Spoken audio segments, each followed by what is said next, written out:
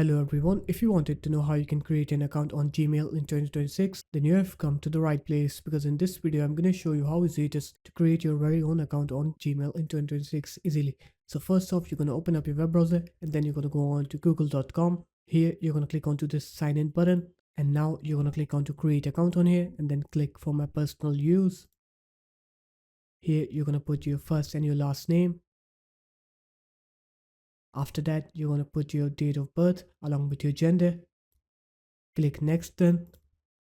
And now you're going to select your email address, or you can also create your very own email address. I'm just going to select this one for now. Click next.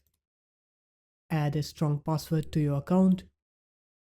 And there you have it guys. We have just created our very own Google account.